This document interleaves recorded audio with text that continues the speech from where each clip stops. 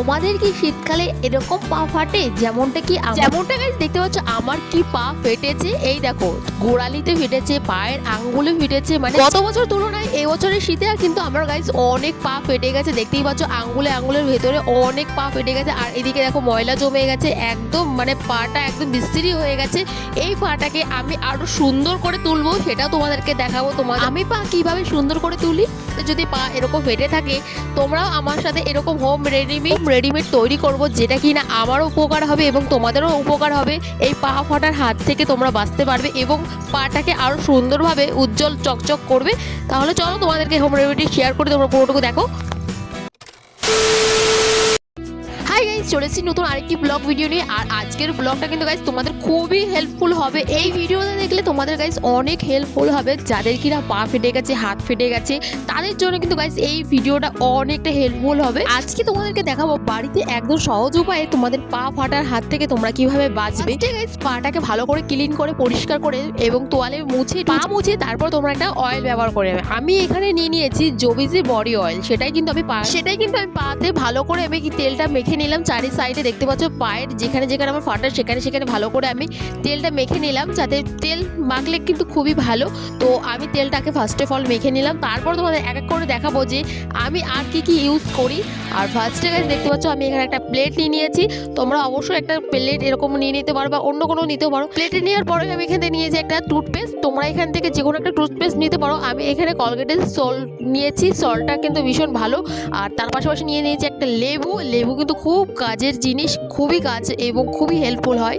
তো এই লেবুটাকে আমি কাটবো, তোমাদেরকে দেখাচ্ছি। দেখো বেশি কিন্তু কিছু লাগে না, কিন্তু আমি যে রেডিমেডটা বলবো। আর এই লেবুটাকে আমি আগে প্রথমে গাইস পিস করে নেবো, 2 টুকরো করে নেবো। দেখো এই যে টুকরো করে নিলাম 2 টুকরো। এবং এই লেবুর সাথে আমি এখন এই টুথপেস্টটা দিয়ে দেবো, মিশিয়ে দেবো, মিক্স করবো। অর্থাৎ দেখো তোমরা প্লেটের মধ্যে টুথপেস্ট এবং হলুদ মিশিয়ে দিলাম ওর মধ্যে।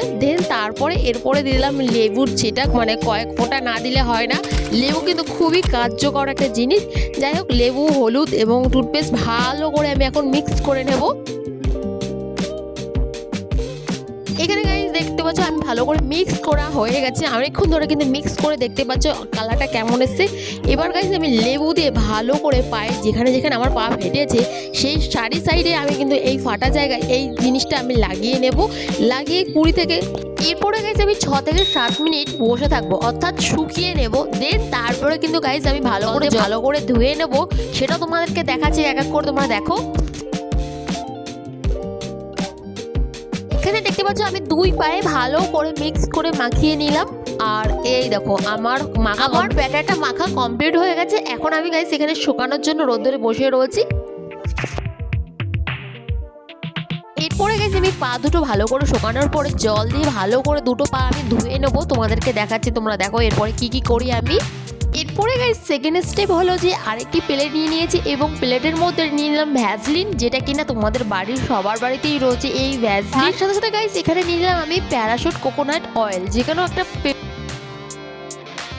আমি এখান থেকে ভ্যাসলিন এবং নারকেল তেল মিক্স করে নেবো। তোমাদেরকে দেখাচ্ছি, আমি তোমাদেরকে যেভাবে দেখাচ্ছি তোমরা একইভাবে ইউজ করো। একটা নারকেল তেল ব্যবহার করতে পারো, এখানে উপকার হবে। প্রথমে গাইস অয়েল যেটা রয়েছে যেটা তোমাদেরকে দেখাচ্ছি, তোমরা এখানে গাইস এখান থেকে যে কোনো একটা নারকেল তেল দিতে পারো। আমি দিয়ে দিলাম এখানে ভ্যাসলিন, এরপরে দিয়ে দেবো আমি কোকোনাট অয়েল।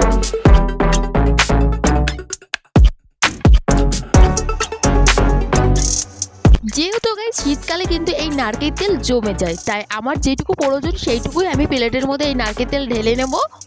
এরপরে গাইস আমি ভালো করে মিক্স করে নেবো। তোমরা এক এক করে দেখে নাও।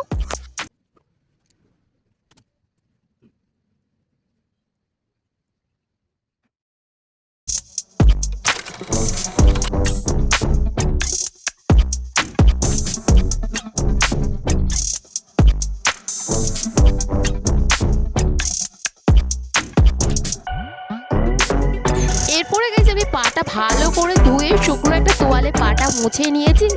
তারপরে যে ক্রিমটা আমি বানিয়েছি সেই ক্রিমটা এখন একে একে করে দুটো পায়ে ভালো করে মিক্স করে আমি মেখে নেব দুই পায়ে।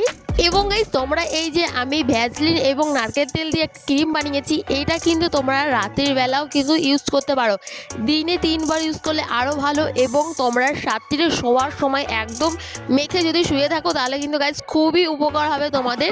আমি তো দুবেলা করে আমি ব্যবহার করছি, আর দেখো আমার একদিনে এই রেজাল্টটা দেখো। গাইস প্রতিদিন টানা যদি একভাবে টানা যদি ইউজ করো তোমাদের কিন্তু ভালো রেজাল্ট দেবে। আর পুরো ক্রিম মেখে এই দেখো আমার ফুল রেজাল্ট দেখতেই পাচ্ছ। আমার কিন্তু পায়ের যে গোড়ালিটা এবং আঙ্গুলের যে খাঁচের উপর আমার পায়ে গাইস যে ফাটলটা দেখতে পাচ্ছ অনেকটা রিমুভ হয়ে গেছে।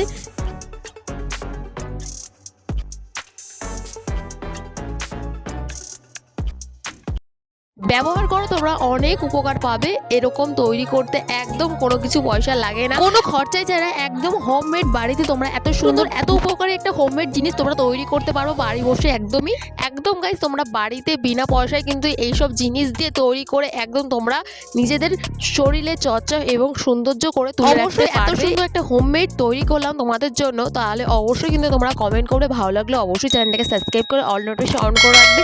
এরকম আরও নতুনত্ব হোমমেড দেখার জন্য অবশ্যই তোমরা কিন্তু কমেন্ট করবে বেশি বেশি করে। এরকম গাইস আরও শীতের অনেক রকমের ত্বকের সমস্ত রকমের সমস্যা তোমাদের সাথে হোমমেড তৈরি করব এবং তোমাদেরকে দেখাবো। ত্বকের জন্য শেয়ার করতে চাই, অবশ্যই কিন্তু তোমরা কমেন্ট করবে এবং বেশি বেশি কমেন্ট করলে আমি আরও এক্সাইটেড হব আমি ভিডিও করার জন্য।